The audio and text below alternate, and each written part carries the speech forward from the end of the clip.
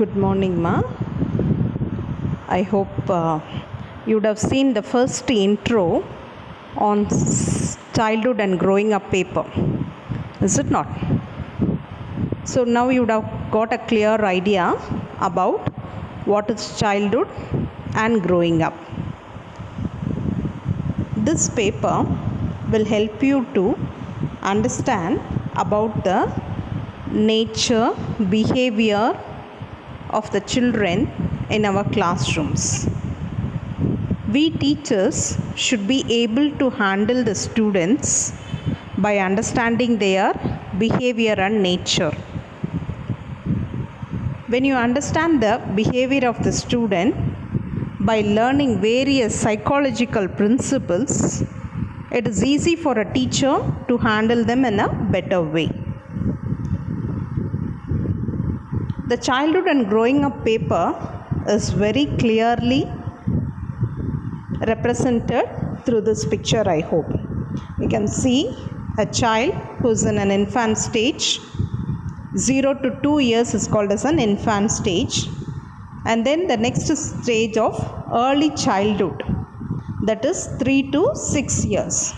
Then later childhood, when the child grows up and reaches up to the age of 10. In the human life cycle, we start our life as a young boy or a girl and we end up in a old age. This picture depicts the human life cycle. In human life, there are various developmental stages. These stages can be explained through this picture. Natal stage, that is the day when we are being conceived in the mother's womb, that is from conception to birth. The second stage is called as an infancy. In our paper, we will be giving importance to infancy, childhood, adolescence period. Infancy is a stage from birth to 3 years. Childhood is a stage from 3 to 12 years.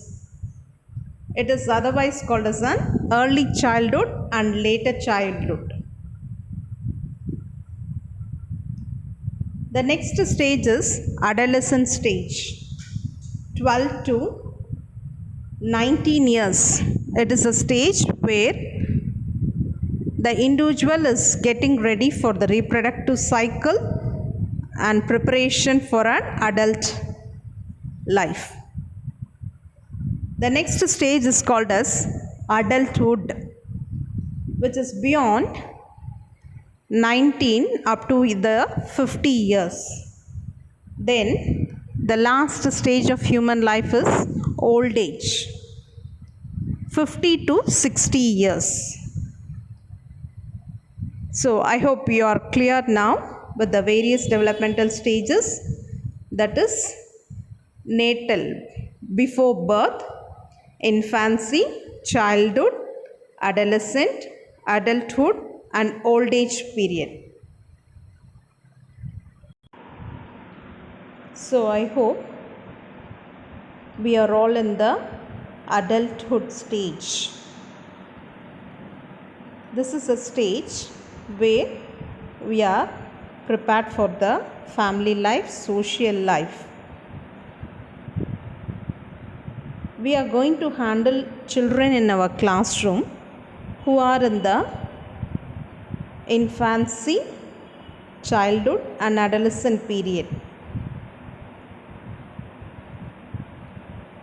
In the childhood period, they need more guidance and protection from the parents. As a teacher, we have to know the ability, interest, capacity of the students in our classroom to handle them better.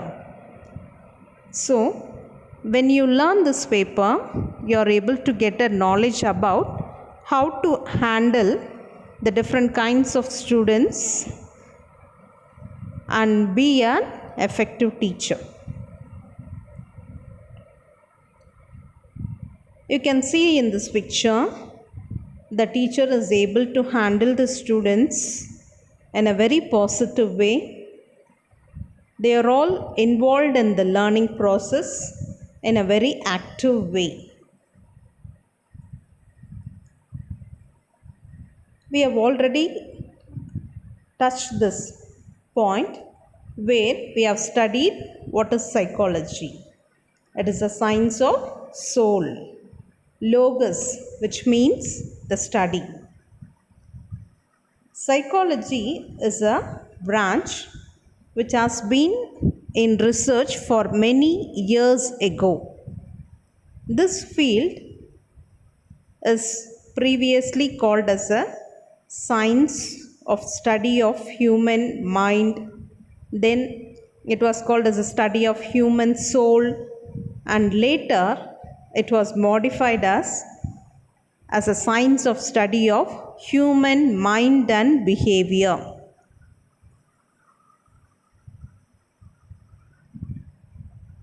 We have to learn some definitions given by famous psychologists like Skinner, Pavlov, and many others. Now, the definition which is given for psychology is, it is a multifaceted discipline, which means that it has many different angles and phases and includes many subfields of study such as human development, sports, health, clinical, social behavior, and cognitive process. Look at the picture on the slide. You can see it depicts the human mind, the various feelings and the thoughts. So, when we try to understand about a person, it is said to be called as a psychology. Yes. Now, who is the father of any particular science when we study, isn't it? So, likewise, William Maximilian Wundt. He is called as the father of experimental psychology. In 1869, Wundt founded the first laboratory for psychological research at the University of Leipzig. So, the father of psychology is William Maximilian Wundt. He is a person who did many experiments on psychological principles. This is William Wundt. So, we are going to learn about the different growth and the development. This picture depicts the growth of a child and its development. Do you think growth and development are one and the same? No, they are different aspects. Growth can be measured, but development is an aspect. Let's see what is the definition for growth and development. Growth is nothing but where you increase in your size, length, weight. Take for example, when a baby is newborn, it is 2.5 to 3 kgs weight. But later, the baby gains weight. It grows in its length. The arms or its legs, the proportion of the body part increases in size, isn't it? So that is called as a growth. Growth can be measured using a measuring tape in the form of centimeters, we can measure what is the growth of a child, and it is observable. You can observe it through your eyes. It is visible for your eyes. Growth is a qualitative change. Growth is a quantitative change which can be measured. It is not a continuous process because it stops after maturity. You would have heard people saying that you will be growing in your height only up to 20 years, like that, because growth stops after maturity. When you are mature enough, the growth stops. Thereafter, we say that growth is now modified as a development. Very simply, you can remember this. If you are going to increase in your height, weight, that is growth. But when your internal organs get more matured and more specific in their activity, it is said to be development. Okay. Growth may or may not bring development. What's the meaning for this? It's that you can see some people, they grow, but they will not have a much development. Take for example, a 10-year-old child will not have much maturity, but you can see some of them, they are very short, but they have good maturity. Okay, maturity is nothing but the development aspect of it. Then growth is not uniform. Yes, you can see some of the children of the same age differ in their growth. One who is given a very good food and nutrition grows very taller and very healthier, but the other one who receives a poor nutrition will be shorter in length or very timid in nature, like that. Growth is a component of the developmental process. So when you look into the term of development, it includes the growth. Okay, development is an umbrella term where growth is included in it. I hope now you are clear with what is growth. It is an increase in size, weight, and it can be measured, and it is a quantitative measure. It may not be similar in all the persons. It differs from individual to individual. Now, what is development? Development refers to certain changes that occur in the human beings between conception and death.